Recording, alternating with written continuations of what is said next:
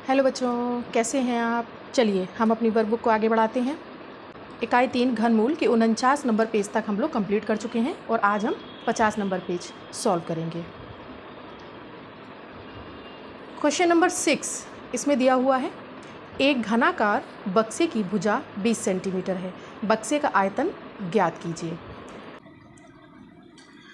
देखिए बच्चों, इन्होंने भुजा हमें कितनी दी है, 20 सेंटीमीटर।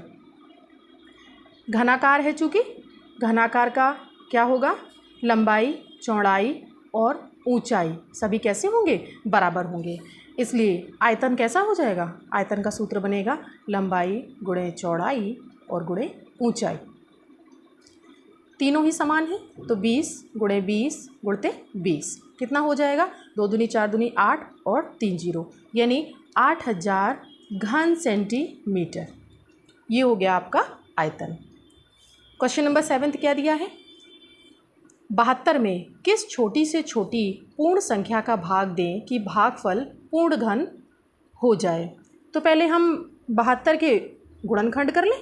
देखिए 2 तिया 6, 2 छंग 12, 2 एकम 2, 2 अट्ठे 16, 2 नेम 18। उसके बाद नहीं होगा 2 से तो कितने से, 3 से करेंगे, 3 त्रिका 9 और 3 एकम 3। यहाँ पर बच्चों इसका लासा अगर निकालेंगे आप तो कितना आएगा, देखिएगा 2 गुणे 2 गुणे 2, ये तो पूर्ण घन हो गया इधर देखिए 3 गुणे 3, यहाँ पर 2 है। और यहाँ पर यदि हम 3 त्रिका 9 है ना, ये 9 का हम भाग दे दें किसमें, 72 में यानी 72 में, तो कितना हो जाएगा, 9 अट्ठे 72 और ये चला जाएगा।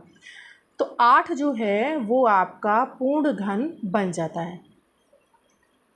तो वो छोटी से छोटी पूर्ण संख्या जिससे हम भाग दें, जिससे भागफल पूर्ण घन हो जाए, वो संख्या कौन सी हो जाएगी हमारी, 9। क्वेश्चन नंबर 8, दिए गए विकल्पों में से सही विकल्प छांटकर लिखिए। 9, 12 और 18 से पूर्णतः विभाज्य छोटी से छोटी पूर्ण घन संख्या है। पहले 9, 12 और 18 इन तीनों के गुणनखंड करते हैं। देखिए 2 से करेंगे पहले तो 9 तो नहीं जाएगा, तो कितना हो जाएगा, 2 छंग 12 और 2 नेम 18। 2 से एक बार और करने पर 2 तिया 6 और 9 वैसे ही रहने वाला है। उसके बाद अब किसे जाएगा, 3 से जाएगा। देखिएगा 3 त्रिका 9, 3 एकम 3, 3 त्रिका 9, फिर एक बार 3 से करेंगे और ये 1 1 1 हो जाएगा। तो यहाँ पर लासा कितना निकल के आएगा, 2 गुणे 2, 3 गुणे 3। इन्होंने कहा कि पूर्ण घन संख्या, देखिएगा इनका पूर्ण घन बनने के लिए इसमें एक 2 और एक 3 की कमी है। तो यानी कि 2 और 3 बराबर कितना, 6 का गुणा कर दें अगर हम, तो ये पूर्ण घन संख्या बन जाएगी। तो करते हैं गुणा, कितना है, 2 दूनी 4, 4 तिया 12 और 12 तिया 36। 36 में हम गुणा कर दें 6 का तो कितना हो जाएगा, ये 216। और ये क्या है, एक पूर्ण घन संख्या है आपकी। तो इन्होंने कहा वह पूर्ण घन संख्या है, कौन सी है, 216, यानी आपका बी ऑप्शन सही हो जाता है। अगला प्रश्न है, वह छोटी से छोटी संख्या जिसका 2048 में गुणा करने पर गुणनफल पूर्ण घन बन जाता है निम्न में से होगी। तो पहले क्या करते हैं, 2048 के गुणनखंड कर लेते हैं। देखिएगा 2 एकम 2, 0, 2 दूनी 4, 2 चौके 8, फिर 2 से करते हैं, 2 पाँच 10, 2 एकम 2, 2 दूनी 4, 2 दूनी 4, 2 पाँच 10, 2 छः 12, 2 एकम 2, 2 तिया 6, 2 दूनी 4, 2 एकम 2, 2 दूनी 4 और 2 अट्ठे 16, फिर 2 से करेंगे, 2 छंग 12, 2 चौके 8, 2 तिया 6, 2 दूनी 4, 2 एकम 2, 2 छंग 12, 2 अट्ठे 16, 2 चौके 8। उसके बाद कितना, 2 दूनी 4 और 2 एकम 2। ये देखिए बच्चों, इस तरीके से इसके गुणनखंड हो जाते हैं। अब लासा कैसे निकल के आएगा, इन सबको हम लिख लेते हैं। देखिए 3 3 के जोड़े कितने बन रहे हैं, 1 2 और 3, तो यानी कि 1 2 और 3, जिनमें ये 3 3 के जोड़े में आ रहे हैं। और बचते कितने हैं हमारे पास, 2 और 2, यानी कि 4 हमारे बच रहे हैं। तो त्रिक पूरी करने के लिए यहाँ पर हमें क्या करना पड़ेगा, 1 2 का अगर हम गुणा कर दें तो ये त्रिक कंप्लीट हो जाएगी। तो इसको हमें त्रिक बनाने के लिए, पूर्ण त्रिक बनाने के लिए हमें क्या करना पड़ेगा, पूर्ण घन संख्या बनाने के लिए हमें दी हुई संख्या में 2 का गुणा करना होगा। तो 2048 में यदि हम 2 का गुणा कर दें तो कितना हो जाएगा, ये देखिएगा 8 दूनी 16 और 4 दूनी 8 और 1 9, 0 और 2 दूनी 4, 4096। ये कैसा है, ये एक पूर्ण घन संख्या है। तो यहाँ पर इन्होंने पूछा पूर्ण घन संख्या बन जाती है गुणा करने पर, वह छोटी सी छोटी संख्या कौन सी हो जाएगी, 2 हो जाएगी। तो यहाँ पर कौन सा ऑप्शन सही हो जाता है आपका, पहला ऑप्शन सही हो जाता है जहाँ पर 2 दिया हुआ है। अगला देखिए, निम्नलिखित में से कौन सी संख्या पूर्ण घन नहीं है। इन चारों का ही हमें गुणनखंड करना होगा और उसके बाद ही हम पता लगा पाएंगे कि ये पूर्ण घन है या नहीं। देखिए बच्चों, हमने गुणनखंड कर लिए हैं। यहाँ पर 1728, यहाँ पर दिया हुआ संख्या 106480, यहाँ पर 343 और 216। इनके गुणनखंड करने पर यहाँ पर ध्यान से देखिए, यहाँ पर त्रिक कंप्लीट हो रही है, यानी कि घन के लिए जोड़े बन रहे हैं। तो ये तो आपकी पूर्ण घन संख्या हो गई। नेक्स्ट में देखिए 2 2 2, उसके बाद में 11 का बन रहा है और ये 2 और 5 ये एक्स्ट्रा बच रहे हैं, यानी कि ये पूर्ण घन संख्या आपकी नहीं है। 343 भी बन रही है और 216 भी आपकी बन रही है। तो यहाँ पर संख्या जो है 106480, जो डी ऑप्शन है वो आपकी पूर्ण घन संख्या नहीं है। आगे बढ़ते हैं। एक घनाकार कंपोज्ड खाद के गड्ढे की भुजा दी है इन्होंने 1 मीटर। गड्ढे का आयतन बताना है हमें। घनाकार है यानी कि इसकी लंबाई चौड़ाई और ऊंचाई तीनों ही कैसे होंगे, समान होंगे, यानी कि 1 मीटर होंगे। तो इनका हमें क्या कर देना है, गुणा कर देना है आयतन निकालने के लिए। तो देखिएगा ज़रा, भुजा बराबर हो गई हमारी 1 मीटर।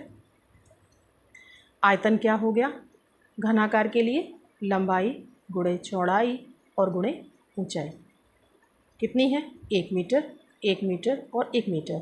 ये हो जाएगा आपका 1 घन मीटर। ये आपका आंसर आ जाता है।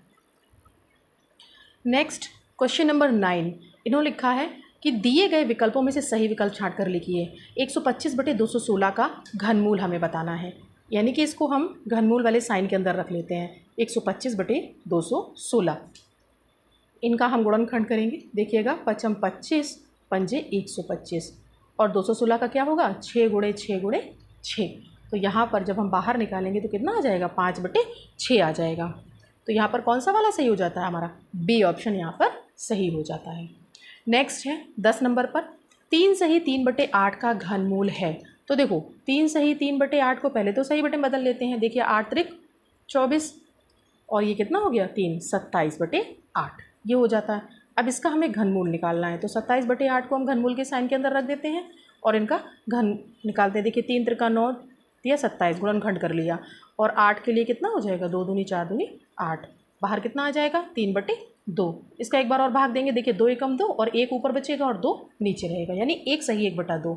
तो कौन सा वाला, बी ऑप्शन आपका सही हो जाता है। नेक्स्ट है 11 नंबर, 0.000027 का घनमूल है। इसको हमने घनमूल साइन के अंदर रख लिया है और इसका हम गुणनखंड करेंगे। तो देखिएगा ज़रा यहाँ पर 2 2 और 2, यानी कि 6 अंक हैं दशमलव के बाद हमारे पास। तो हर दशमलव के बाद 2 अंक होंगे। 27 का क्या होगा, 3 त्रिका 9 या 27, तो 0.03 गुणे 0.03 और गुणे 0.03। देखिए 6 अंक भी हो गए हमारे और 3 त्रिका 9 या 27 भी हो गया हमारा। और जब बाहर निकालेंगे तो 0.03 ये इसकी वैल्यू हो जाएगी, यानी कि आपका बी सही हो जाएगा। आगे बढ़ते हैं। 12 नंबर पे दिया है -343 गुणते 729 पूरे पर 1/3 घात लगी हुई है। इसका मान हमें बताना है। यह भी बच्चों घन का ही एक रूप है। तो देखिएगा 343 गुणते 729 पर घात 1/3 और इनका हम गुणनखंड करेंगे अगर तो 343 का हो जाएगा 7 गुणते 7 गुणते 7 और चूँकि माइनस लगा है इसका मतलब तीनों में माइनस आएगा। और 729 के लिए 8 गुणे 8 गुणे 8 घात कितनी 1/3। जब इसका बाहर हम लेंगे घन तो माइनस का 7 गुणते 8 आ जाएगा बाहर, कितना हो जाएगा 7 8 56 माइनस का। तो यहाँ पर ए ऑप्शन आपका सही हो जाता है।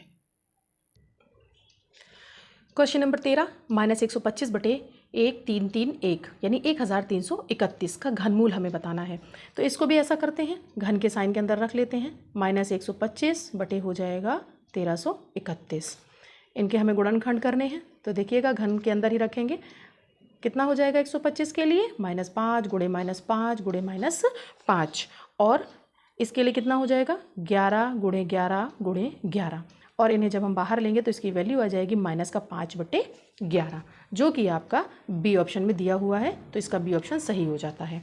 आगे है 14 नंबर का प्रश्न, 27/125 का घनमूल। बहुत आसान है ये, इसे भी हम घनमूल साइन के अंदर रखेंगे। 27/125, इनके हमें गुणनखंड करने हैं केवल, तो क्या करेंगे 3 त्रिका 9 तिया 27। 125 के लिए कितना हो जाएगा 5 × 5 × 5, और बाहर कितना आ जाएगा 3/5 आ जाएगा।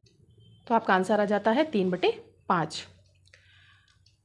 तो ये बच्चों 54 नंबर पेज तक आपका कंप्लीट हो गया है। आज के लिए इतना ही, बाकी का नेक्स्ट में।